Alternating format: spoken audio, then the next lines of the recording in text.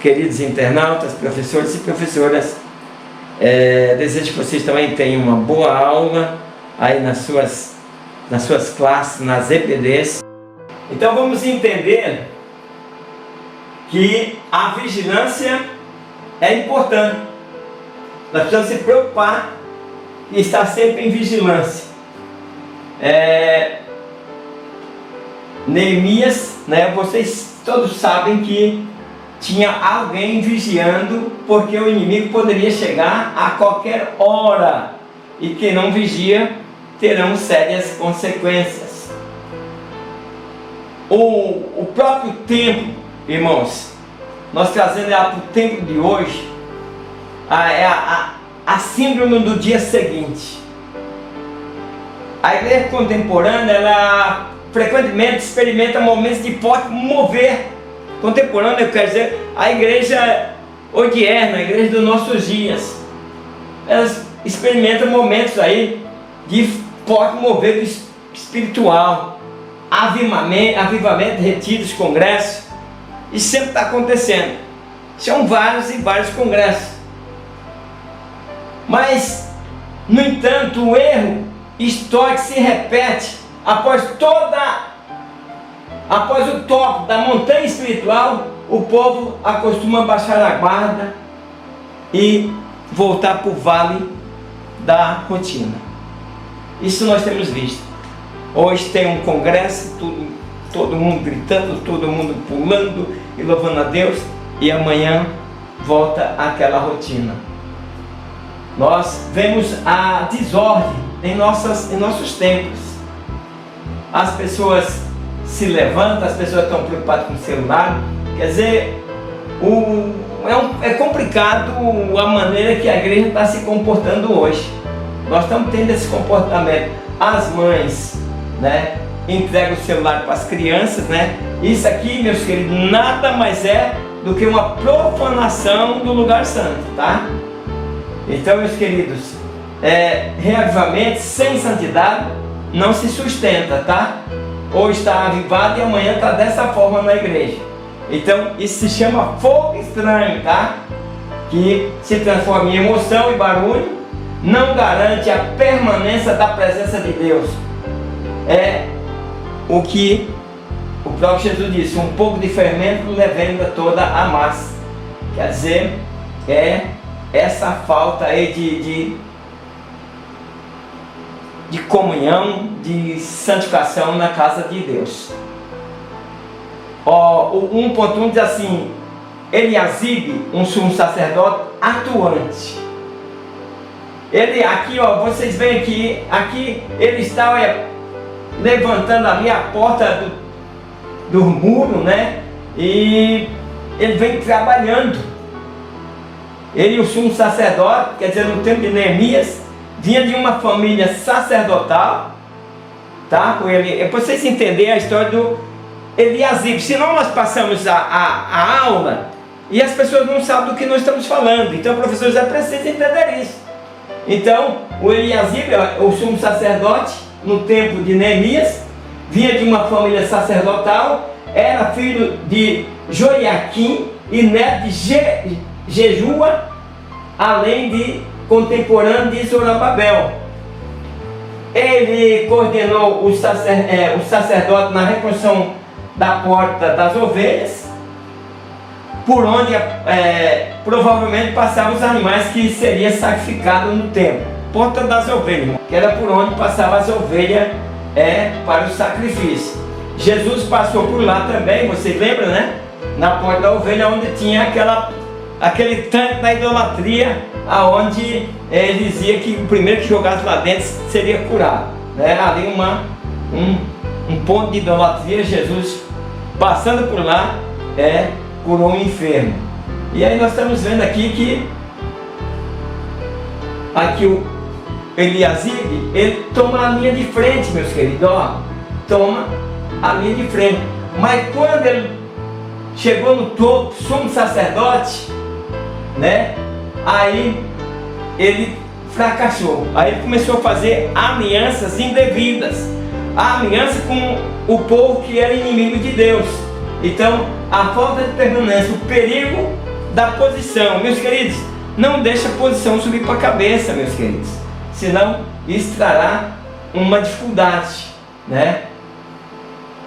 O significado profundo: o mesmo homem que usou suas mãos para fechar as portas da cidade contra os inimigos, usou a chave sacerdotal para abrir o aposento do templo para o adversário. Houve uma inversão total de valores. O guardião da santidade tornou-se facilitador da profanação. Até parece que esse sacerdote está vivendo em nossos dias a profanação política que existe aqui no nosso país. Então, fazendo um grande trabalho, mas quando vem para cá começa a fazer aliança e abrir porta aí, né, para os inimigos. Muitas vezes assume-se que um título eclesiástico, um cargo de destaque ou anos de liderança são um escudo automático contra as falhas. Não é verdade, tá? Eu sou o pastor, eu estou aqui há tantos anos, eu fiz isso. Para com isso, para com essa besteira, porque Deus vai cobrar de você. Você não é dono da obra, certo? O status espiritual ou profissional não substitui o caráter diário, nem imuniza o líder contra desvios futuros. Você não está imune, vai ter problema. Passou aqui, construindo a porta das ovelhas aqui, trabalhando, né, como homem de Deus, mas depois inverteu os valores e quando alcançou um cargo eclesiástico, não era mais aquela pessoa que antes estava servindo. O 1 e 2 diz assim: Eliasibe tinha uma função importante. Além de liderar a reconstrução da porta das ovelhas, Eliasibe administrava o local onde se armazenava as ofertas, os dízimos e o incenso, destinado ao culto a Deus, ao sustento dos obreiros. Eu quero que vocês entendam. E aí ele teve um problema de as coisas subirem da cabeça. Então, ele teve um grande exemplo aí de iniciativa na liderança, né? E depois vigilância diária e falha, né? Decadência silenciosa. O Eliasibe, ele tinha autoridade legal, como eu estava falando há pouco, física sobre o depósito de celeiro da casa de Deus. Cabia a ele supervisionar a arrecadação, a contabilidade e a distribuição justa dos mantimentos para os levitas, cantores e porteiros. A dimensão, né, do depósito. O texto bíblico enfatiza que Eliasibe preparou para Tobias uma câmara grande. Agora ele começa a descer. Aquele homem que estava trabalhando bastante, agora ele está descendo. O 3 diz assim: Eliasibe profanou o templo do Senhor. Veja bem, o homem que estava trabalhando bastante agora profanou. Eliasibe cometeu 2 erros terríveis. Tornou-se aliado de Tobias, inimigo de Neemias. Usou o local sagrado do templo para preparar um quarto exclusivo para Tobias. Viu? O sumo sacerdote trouxe o inimigo para dentro da casa de Deus. Nenhuma aliança é boa se o preço for romper a aliança com Deus ou desobedecer a palavra. O que ele fez? Trouxe aqui o infeliz, né, que era inimigo, atrapalhou na construção da obra, Tobias, e ele preparou um quarto dentro do templo para que Tobias viesse morar ali. Tobias era um amonita, povo inimigo de Israel. Sua entrada na congregação era expressamente proibida pela lei de Moisés, em Deuteronômio 23:3, devido à hostilidade histórica contra o povo de Deus. A profanação ocorreu quando o sumo sacerdote esvaziou as câmaras sagradas de dízimos para transformá-lo em um quarto de uso comum para Tobias. veja, aqui está, chegou. Olha, a aplicação à igreja de hoje. Então, a profanação moderna. Nós estamos vivendo isso, internautas, professores, nós estamos vivendo esse problema agora da aplicação, né, moderna. Acontece quando a igreja perde o temor e reverência, transformando o culto em pauta de vaidade e o culto ao Senhor em show de entretenimento humano e secular. Viu? Então, nós estamos vivendo essas coisas. Olha as loucuras que acontece. Presta atenção aqui para vocês verem. Que loucura que está acontecendo nas igrejas. São coisas que não dá para entender. Umas coisas fora do comum. O princípio, o jugo desigual, né? Com base em Coríntios 6,17, o reino de Deus e o sistema do mundo são incompatíveis. A igreja é o templo do Deus vivo e deve manter uma separação clara entre a luz e as trevas. Precisamos entender isso. Nós não podemos estar se misturando com as trevas. Luz é luz, treva é treva. Então o 2 diz assim: toda escolha tem consequência. Neemias advertiu seu povo pelo fato de muitos judeus terem se casado com mulheres gentias, e o resultado disso foi que seus filhos já não falavam mais judaico, comprometendo a preservação da identidade israelita que envolvia a fé. Quer dizer, as pessoas fizeram a mistura, e aí a língua original dos judeus estava perdendo o valor. Então a Bíblia fala muito de jugo desigual, viu? E aí, olha, veja para vocês verem, eu pus essa imagem desse 2 boi aqui. É terrível, você está vendo um jogo desigual desse, para que a gente possa compreender melhor. 2:1 diz assim: a desobediência à palavra de Deus. Antes de entrar na terra da promessa, Deus advertiu sobre não se unir em casamento com os povos cananitas. A comunhão com eles resultaria em afastamento dos mandamentos e juízo divino. Hoje a palavra é bússola. Jesus diz: qualquer que fizer a vontade de meu Pai, este é meu irmão.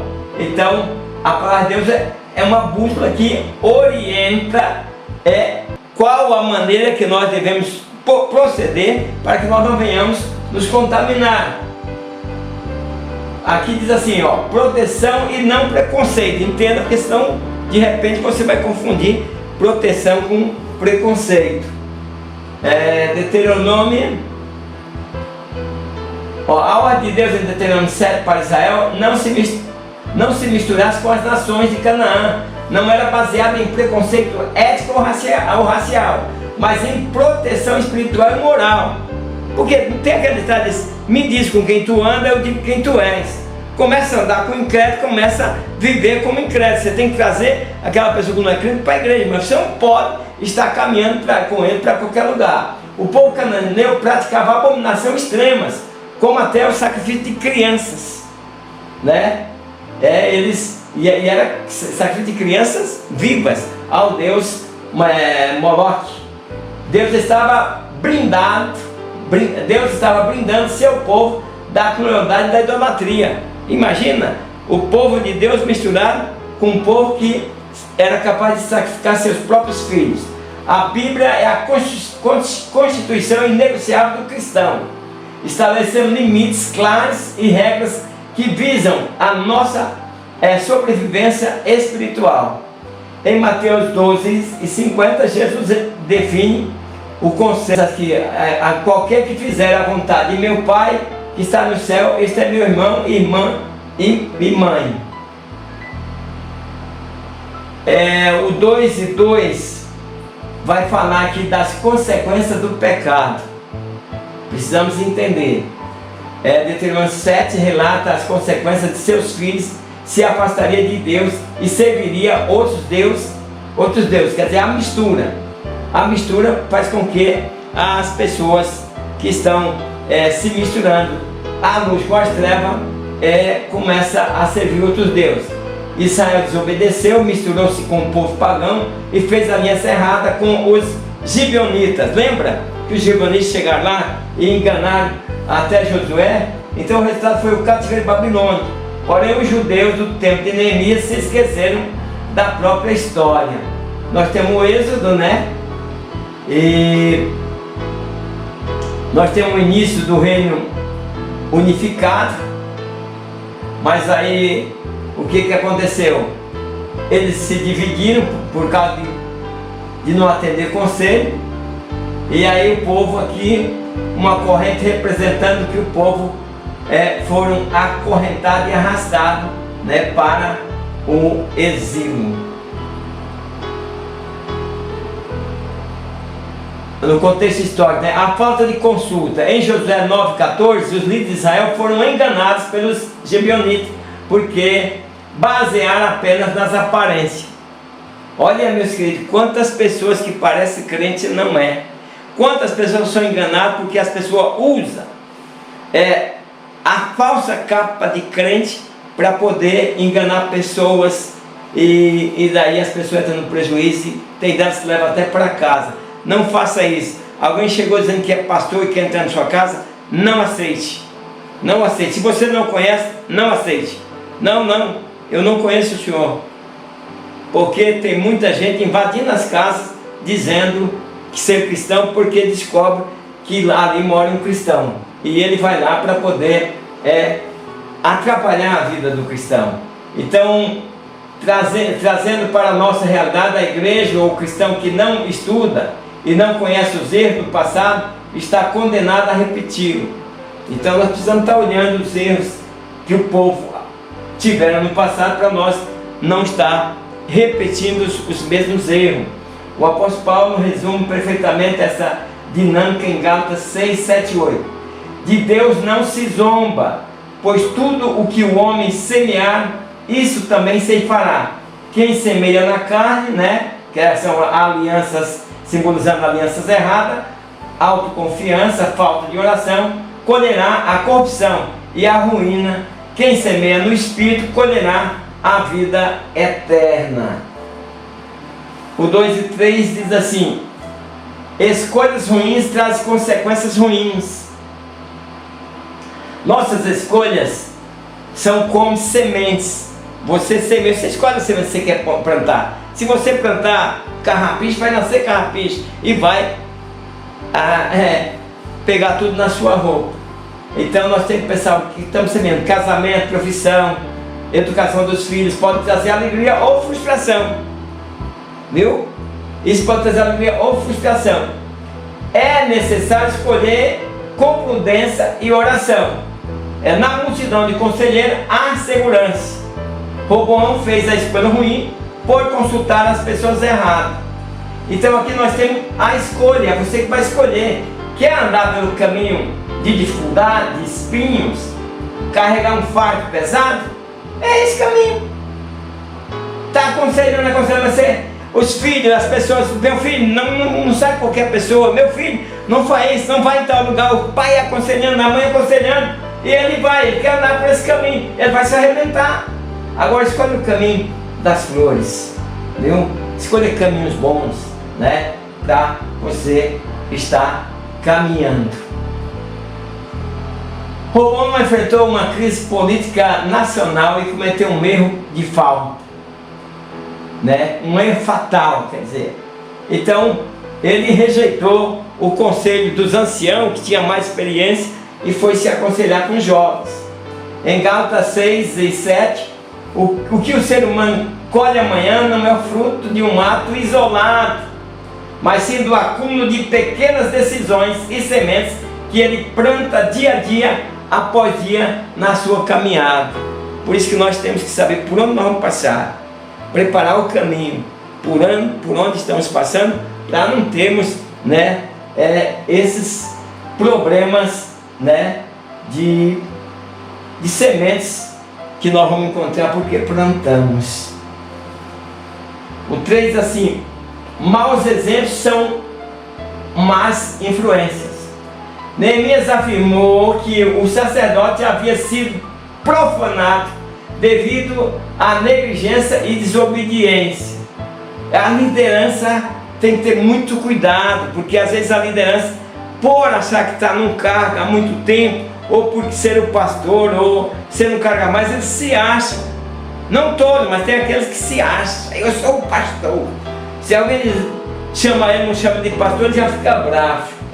Então, os sacerdotes responsáveis por manter a santidade permitiram práticas pecaminosas, e essa profanação comprometeu a relação de Israel com Deus. A Bíblia diz que condutores cegos, maus exemplos são maus influências. Pastores, obreiros despreparados levam todos para o precipício, para o buraco. Veja esse pastor aonde está caindo as suas ovelhas, ou por onde ele está carregando as suas ovelhas, porque as pessoas pegam muito o exemplo do seu líder. Veja essa aqui, a missão dos lábios, em Malaquias 2:7. O profeta confronta o sacerdote da sua época, lembrando da sua função primordial. Quando os lábios do sacerdote falham em ensinar a verdade ou tolerar o erro, toda a comunidade fica desamparada e se desvia da justiça. Nós vemos igreja onde pastores, obreiros que passaram sem uma experiência, obreiros que não gostam de ler a Bíblia, e aí quando chega outro pastor, as pessoas começam não entender porque aquele pastor ensinava daquela forma, e aí com aquele pastor as ovelhas precisam se converter de novo. Tem lugar que os crentes precisam se converter de novo. Por quê? Porque não teve ensinamento. Eliasibe, ao ceder o espaço ao amonita Tobias, dentro do templo, manchou o pacto sagrado da liderança com Deus, transformando um pacto de santidade em uma aliança suja por interesses mundanos. Esse Eliasibe, por exemplo, era um homem de Deus. E veja, por exemplo, as pessoas mudam, você precisa entender isso. É preciso que as pessoas se esforcem para persistir, na perseverança de servir ao Senhor, porque tem condições de mudar. Não tem aquela frase assim, quem te vê e quem te viu, Por quê? Porque está falando de mudança. No ambiente da igreja, meus queridos, buscando para nós, o pecado de um líder nunca fica isolado. Existe um ditado prático que resume o cenário. Quando um líder cai do púlpito, ele derruba 100 pessoas que estão na nave da igreja. Nós temos aqui um obreiro caindo do púlpito e muitos vão cair com ele. Nós estamos falando caindo da fé, no sentido espiritual. O impacto de um escândalo pastoral destrói a fé dos mais fracos, e escandaliza os novos convertidos, e paralisa o ministério. Mas a obra de Deus não vai acontecer nada. Acontece, pois o líder deixou-se levar pela profanação, pelo engano, e agora ele cai e arrasta com ele novos convertidos, aqueles mais fracos, e aqueles que têm facilidade de escandalizar. Por isso, a ordem de 1 Timóteo 4,16 é vital. Tenha cuidado de ti mesmo e da doutrina, pois isso garante a salvação do pregador e dos ouvintes. Então, meus queridos professores, professoras, nós como líderes, nós precisamos ter muito cuidado. Nós precisamos cuidar de nós mesmos e cuidar da doutrina, falar a santa palavra de Deus com sinceridade, sem rodeio e com sabedoria, porque senão nós seremos culpados, porque ao cair arrastamos aí uma multidão conosco para o inferno. O 3:1 diz assim: filhos que reproduzem os erros dos pais. O sumo sacerdote Eliasibe se aliançou com Tobias. Seu neto casou-se com a sua filha, com a filha de Sambalate. Muitos filhos reproduzem os erros dos pais, mas os cristãos genuínos têm em Jesus a referência maior. Como cristão, é bom que o jovem tenha a referência no pai e no avô, e não da maneira lá da geração de Tobias, que tinha uma referência mal no pai, no avô, e o neto acaba fazendo uma aliança com Sanbalat, outro que atrapalhava e sempre atrapalhou a obra de Deus. Então o declínio, né, de 3 gerações, consequência da iniquidade e do afastamento de Deus, se estende e afetam as gerações seguintes, quando o padrão de pecado é repetido. Veja só, nós temos Eliasib, um profanador, né? Depois Joiado, né, que é com descendência de Eliasib, outro camarada que fez as coisas erradas. Depois nós temos o neto, quer dizer, o traidor e o casamento. Casou com uma pessoa que não era da linhagem, né, de Israel, casou com a filha de Sanbalat. Então a Bíblia afirma os casamentos mistos. Paulo escreveu em Coríntios: casar com quem quiser, mas somente no Senhor. Jovens, moças e rapazes, abre o olho, porque o casamento misto pode te trazer várias consequências. Cuidado. Em Neemias 3:28, ao descobrir que o neto do sumo sacerdote havia se aliado a Sanbalat, Neemias escreve: pelo que o afugentei de mim, entendeu que o erro não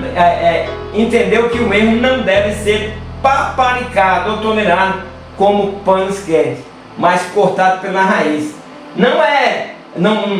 Veja aqui, não é que Neemias só afastou, ele mandou o cara embora. Ele o afugentei, quer dizer, você está fora, sai daqui, você está excluído, né?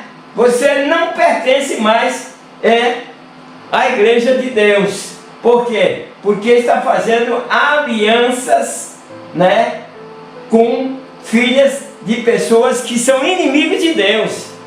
Então tem que ter muito cuidado. 3:2 diz assim: a palavra de Deus exerce influência positiva, né?